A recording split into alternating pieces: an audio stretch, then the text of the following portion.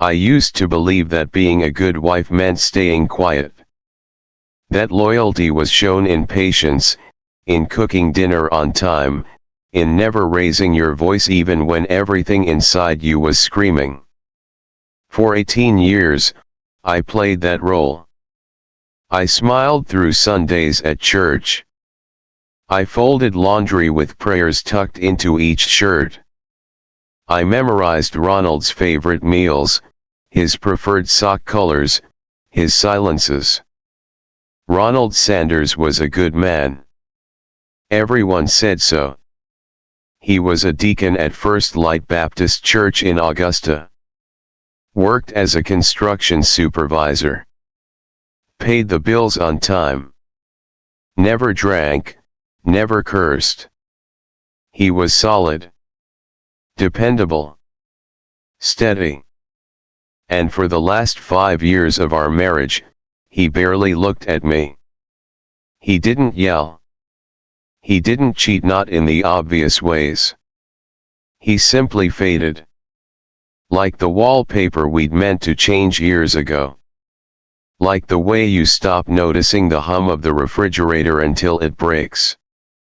He was present, but not really. Home, but far away.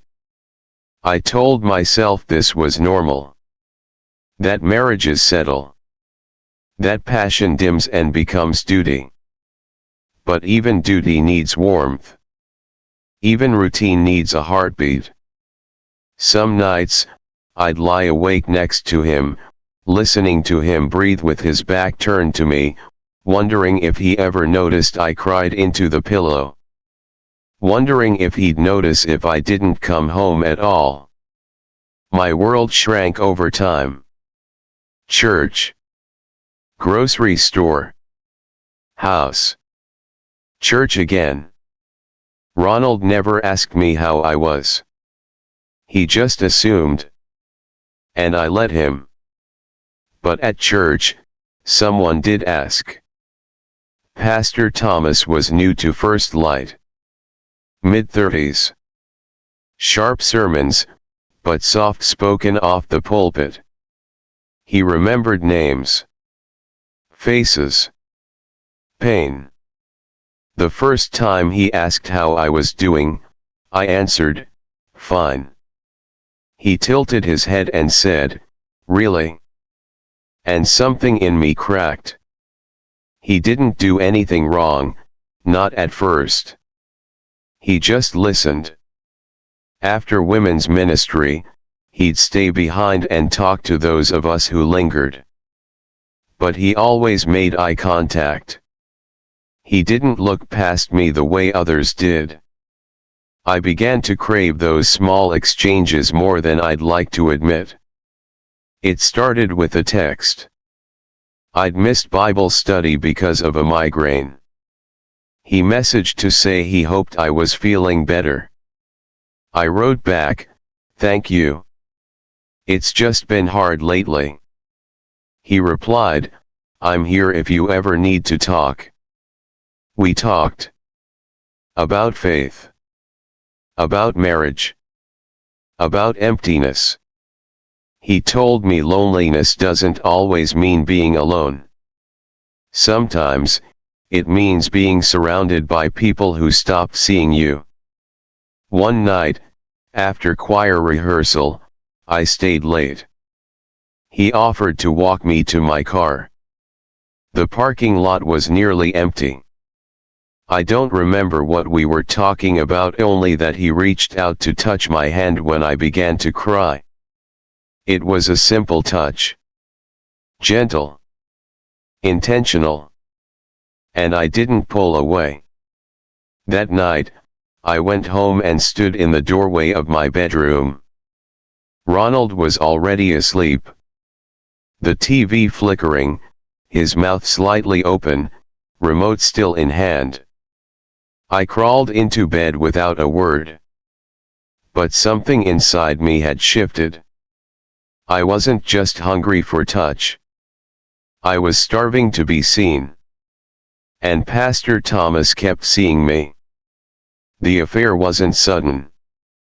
It wasn't scandalous in the way movies make them. It was slow, soft, made up of conversations that lingered too long, prayers that became confessions, and meetings that slipped into secrecy. We never meant for it to happen. That's what I told myself. But I don't believe in accidents anymore. I'd sit across from Thomas, in his small office behind the sanctuary, and feel like I was breathing for the first time in years. He'd ask about my dreams, not just my duties. About what I missed, not what I owed. For the first time since I could remember, I felt like a woman. Not a wife. Not a role. A woman. And that terrified me. Because it made me realize just how much I had disappeared. Still, guilt sat heavy on my chest. Every touch was wrapped in shame. Every kiss laced with the echo of vows I had made long ago. I began having nightmares. Of Ronald discovering us. Of the church burning. Of standing at the pulpit, confessing to a crowd that looked back at me with blank, disappointed faces. I began to break in ways I didn't know were possible. One Sunday, Pastor Thomas preached on sin. Not in the hellfire way, but in the honest way. He said, sin grows in silence. But truth, when spoken, begins to heal. I couldn't stop shaking. That night, I sat in the kitchen, phone in hand, heart pounding like thunder. And I went live on Facebook. I didn't write a script. I didn't plan what to say. I just opened my mouth and let the words fall. I've sinned. I've done something I can't undo. And I need to say it out loud because I can't carry this in silence anymore. The screen was blurry from tears. But I kept talking. About the affair. About the silence in my marriage. About what it feels like to disappear piece by piece while everyone calls you devoted. I ended the stream. Sat in the dark. Waited. And within minutes, the world I knew was gone. I didn't sleep that night. I sat in the kitchen, staring at the glow of the fridge, waiting for the sky to change colors. My phone buzzed non-stop. Messages poured in, some from people I hadn't spoken to in years, some from strangers. Comments. Shares. Screenshots. Judgment. By morning, the video had already gone viral in Augusta's small, tight church community. 10,000 views. Dozens of comments. I didn't read most of them. The ones I did made my stomach turn. Words like homewrecker, Jezebel, and whore bled across my screen. But somewhere beneath the terror, beneath the shame, I felt something else. Not peace. Not pride. Just lightness. Like I'd been carrying a boulder for years and finally set it down, even if it shattered everything when it landed. Pastor Thomas was suspended that same afternoon. A hastily called emergency meeting with the elders. I heard from someone that he didn't deny anything. That he looked down and said, she deserved to be heard. Ronald came home at noon. Packed a bag without a word. Took his Bible and his golf clubs and left. No note. No questions. No goodbye. I stood in the hallway, heart thudding, lips parted, and watched the front door click shut. My sister texted one sentence, "I can't believe you did this to us." The church group chat I'd helped run for years removed me without explanation. I was unfollowed, blocked, cancelled. And yet, I kept breathing. I kept waking up. I kept being. There were moments when the weight of the fallout crushed me. When I sobbed into towels because I didn't want the neighbors to hear. When I deleted the Facebook app just so I wouldn't check the comments. When I looked in the mirror and saw not a woman, but a wreckage. But there were other moments, too. Moments when I stood barefoot on my porch, coffee in hand, and realized no one was expecting anything from me anymore. No Sunday hats. No perfect potlucks. No forced smiles. No pretending. Freedom, even messy, comes with its own kind of grace. The town didn't forget quickly. Augusta is slow to forgive and fast to gossip. Radio hosts made jokes about the live stream confession. My name became shorthand for scandal. Local forums debated my marriage like it was a courtroom drama. But I didn't respond. Not because I had nothing to say, but because I'd already said everything that mattered. I kept going to the grocery store, head high. I kept sitting on the same pew alone each Sunday, even though I knew people were watching. I refused to disappear again. Ronald filed for separation. No fault. Quiet. We never yelled. We never fought. We simply stopped pretending to be anything more than two people who'd long since left the marriage. Pastor Thomas left town. Some said he went to Alabama. Others said he was trying to restart his ministry somewhere people hadn't seen the video. I don't know if I'll ever hear from him again. And honestly, I don't need to. The video is still online. People ask me why I haven't taken it down. Because it's not just a confession. It's a marker of a life split in two. Before I spoke, and after. Before I was silent, and after I claimed my voice. I lost friends. I lost my marriage. I lost respect in the eyes of many. But I found something else. Myself. And that, finally, felt like the beginning of something real. The message came on a Monday. It was short. Anonymous. No profile picture. No name. We understand. We've been there. You are not alone. I stared at it for a long time, unsure if it was a trap or a lifeline. I didn't respond. But 3 days later, another message arrived. This one had an address.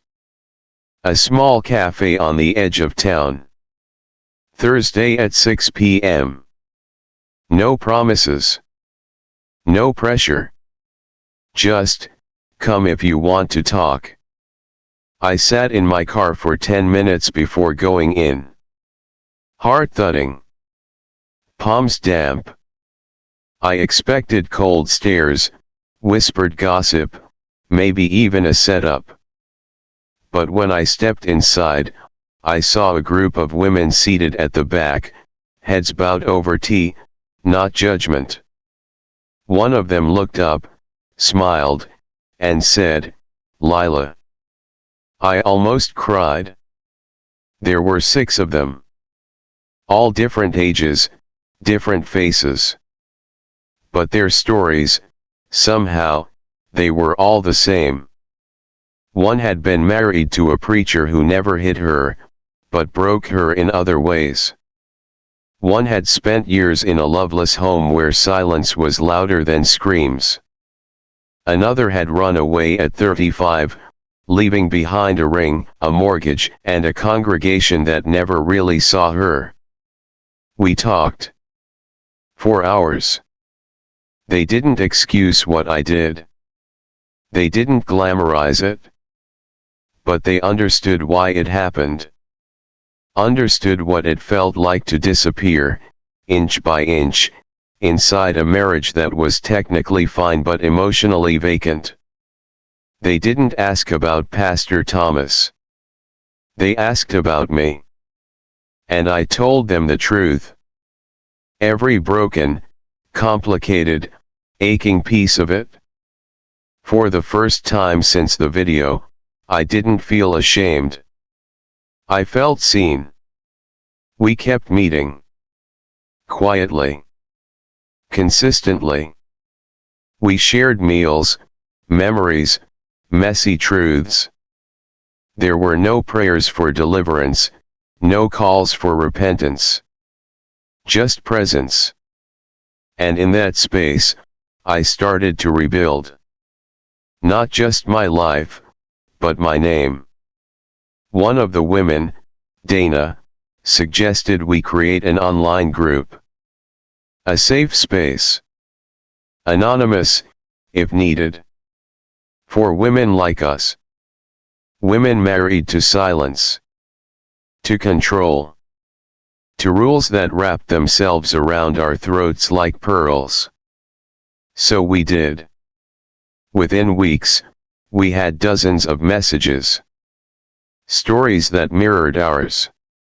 Women who had never spoken a word until they found someone who had dared to speak first. I called it, the quiet ones. It wasn't therapy. It wasn't salvation. It was honesty. In a world that punished women for wanting more than survival. Then, one afternoon, a letter came in the mail. It was from Ronald. He didn't ask to come back.